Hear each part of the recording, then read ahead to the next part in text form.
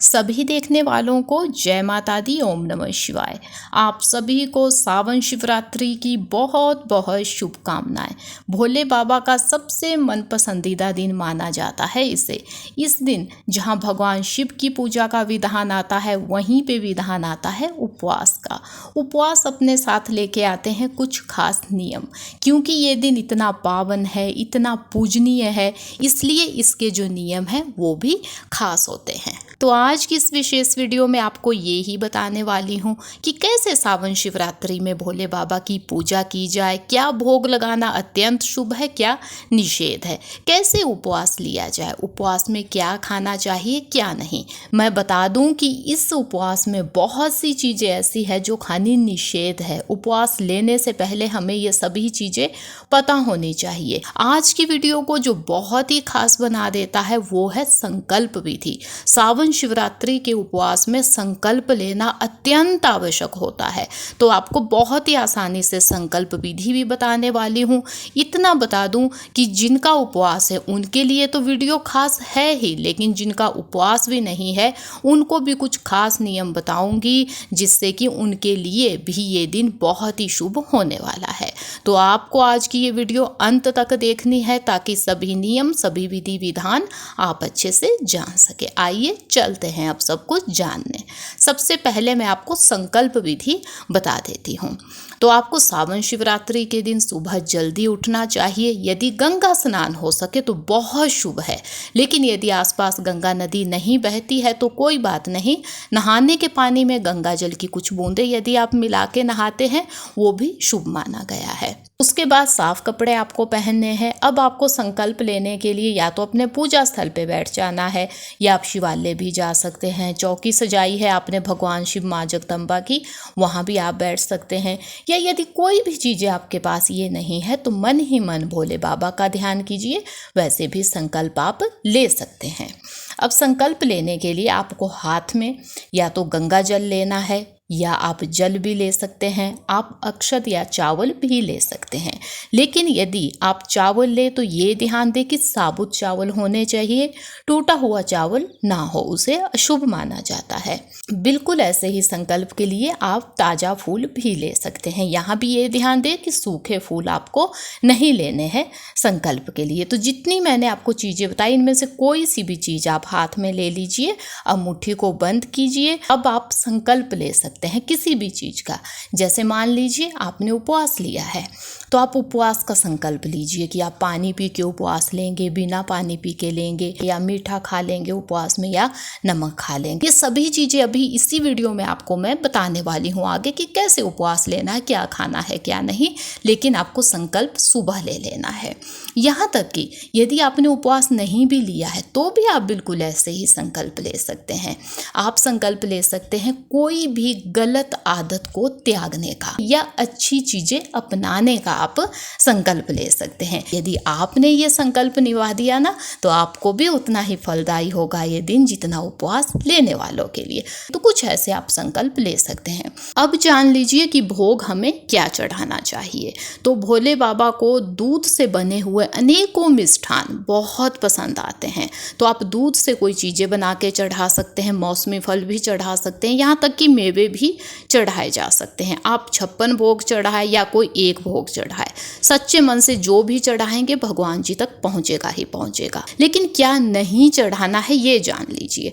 तो तुलसी का पत्ता भोले बाबा के लिए निषेध है, गलती से भी किसी भोग में इसे ना मिलाएं। साथ ही साथ केतकी के जो फूल होते हैं वो भी निषेध माने जाते हैं, वो भी आपको नहीं चढ़ाने हैं। अब जो विधान आता है वो है पूजा का। जितना समय पूजा के लिए निकाल सके बहुत शुभ है। शिव के नामों का जाप किया जा सकता है, शिव चालीसा पढ़ी जा सकती है, सावन शिवरात्रि की कथा सुनी जा सकती है। यदि ज़्यादा समय नहीं भी है आपके पास तो जब भी आपको समय मिले ओम नमः शिवाय बोलते जाइए, वो भी बहुत शुभ माना जाता है।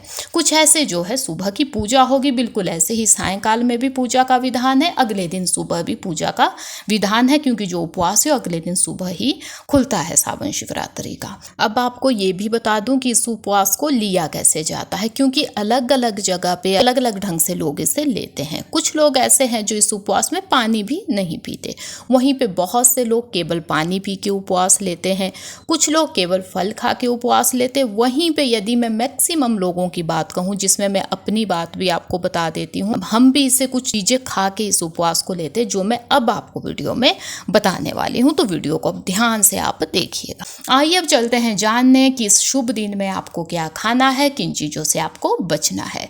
सबसे पहले बता देती हूँ जो चीज़ें हमें गलती से भी इस दिन नहीं खानी चाहिए। सबसे पहला नाम आता है तामसिक भोजन का। उपवास लिया है या नहीं लिया है, तामसिक भोजन ना खाएं इस दिन। जिनका उपवास है वो तो ना हाथ ही लगाए, ना अपने किचन में आने ही दे इन चीज़ों को।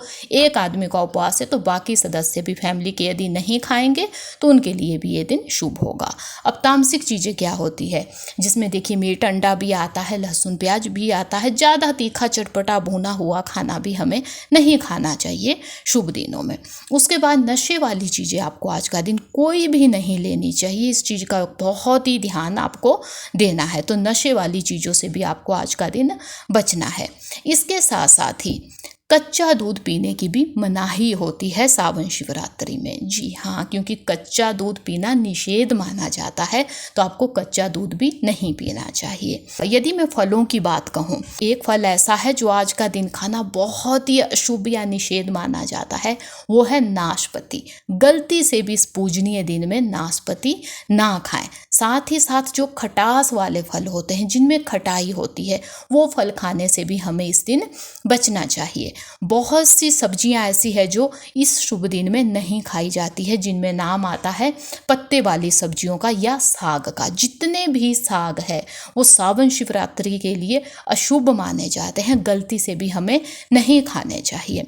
साथ ही साथ जो पत्ते वाली सब्जियां हैं, जैसे कि फूल गोभी है, बंद गोभी है, अनेकों किस्म की गोभी होती है ना, कोई भी हमें इस शुभ दिन में नहीं खानी चाहिए। इसके साथ साथ ही जो बैंगन है उसे बहुत ही निषेध माना जाता है पूजनीय दिनों में, तो इसका सेवन नहीं किया जाना चाहिए। कटहल हमें नहीं खाना चाहिए। दालों में यदि मैं बात कहूँ तो मलका की दाल एक ऐसी दाल है जो पूजनीय दिनों के लिए सही नहीं मानी जाती है। अब देखिए, यदि आपका उपवास है तो अन्न तो आप खा ही नहीं सकते। उपवास में अन्न तो निषेध ही होता है ना, तो अनाज आपको कोई नहीं खाना है। यहाँ विशेष चीज़ का ध्यान दें कि पैकेट बंद चीज़ें ना खाएं, क्योंकि पैकेट बंद चीज़ों में अनाज की मिलावट भी हो सकती है। जैसे कि कभी कभी लोग ना पैकेट बंद चिप्स खा लेते हैं आलू के, हो सकता है उसमें अनाज की मिलावट हो, या हो सकता है किसी तेल में तले हो जो उपवास में ना खाया जाता हो। तो इस चीज़ का विशेष ध्यान देना है कि पैकेट बंद चीज़ें आपको कोई नहीं खानी है। यहाँ तक कि कुछ मेवे भी ऐसे होते हैं, जैसे कोई काजू, बादाम, मूंगफली ऐसी होती है जो पहले से तली हुई भुनी हुई आती है, वो भी नहीं लेनी है। उससे भी आपका उपवास खंडित हो सकता है, क्योंकि उसमें भी यही चीज़ है कि बनाने वाले ने कैसे बनाया है हमें नहीं पता है। तो इन चीज़ों को खाने से भी आपको बचना चाहिए। तो ये कुछ चीज़ें हैं जो आपको उपवास में नहीं खानी चाहिए। आइए अब जान लीजिए कि इस दिन हमें क्या खाना चाहिए जो बहुत ही शुभ माना जाता है, जिसमें पहला नाम आता है मीठे फलों का। सभी मीठे फलों का या मौसमी फलों का इस्तेमाल सावन शिवरात्रि में बहुत ही शुभ माना जाता है। इन फलों से यदि आप जूस निकाल सके वो भी पी सकते हैं, बस ये ध्यान दें कि खुद ही जूस आपको निकालना है, शुद्धताओं का ध्यान देना है, तो इस्तेमाल किया जा सकता है जूस भी। साथ ही साथ दूध का इस्तेमाल किया जा सकता है, लेकिन ध्यान ये दे कि पका हुआ यानी कि उबला हुआ दूध हो, उसे आप पी भी सकते हैं। उससे अनेकों चीज़ें उपवास में बना के आप खा भी सकते हैं। इसके साथ साथ ही आलू का इस्तेमाल किया जाता है उपवास में। आलू से आप अनेकों चीज़ें बना के खा सकते हैं। यहाँ ये ध्यान दें कि यदि आप मीठा खाते हैं तो इन चीज़ों को मीठा ही बनाएं। यदि आप नमकीन खा लेते हैं तो केवल सेंधा नमक ही उपवास में खाया जा सकता है। तो सेंधा नमक डाल के आप आलू से अनेकों चीज़ें बना सकते हैं। इसके साथ साथ आप शक्करकंदी खा सकते हैं, उससे अनेकों चीज़ें बना सकते हैं। अरबी या कुछ आलू उपवास में खाया जा सकता है। इसके साथ साथ ही साबूदाने से अनेकों चीज़ें बना के आप इस उपवास में खा सकते हैं। मखाने से अनेकों चीज़ें बनाई जा सकती है। यहाँ तक कि जो उपवास के चावल होते हैं, जिन्हें समा या सामक के चावल कहते हैं, उनसे भी अनेकों चीज़ें बना सकते हैं। उपवास के जो आटे होते हैं, कुट्टू, सिंघाड़ा, अनेकों किस्म के आटे आते हैं ना, उनसे भी अनेकों चीज़ें बना सकते हैं। मैं जांच ले कि कोई अशुद्धियाँ ना हो, क्योंकि ये इतना शुभ दिन है कि इस दिन जीव हत्या नहीं होनी चाहिए। आजकल कच्ची मौसम है, मानसून का समय है, एकदम से छोटे छोटे जीव इन चीज़ों में हो जाते हैं। तो ये ध्यान दे कि जो भी चीज़ें बनाए उसमें शुद्धता पहले जांच ले। यहाँ तक कि घी या कद्दू का इस्तेमाल भी इस उपवास में किया जा सकता है।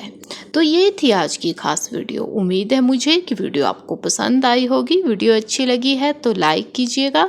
यदि आप चैनल पे नए हैं तो चैनल को सब्सक्राइब कीजिएगा। कमेंट में ज़्यादा ना लिख सके तो ओम नमः शिवाय लिख के जाइएगा।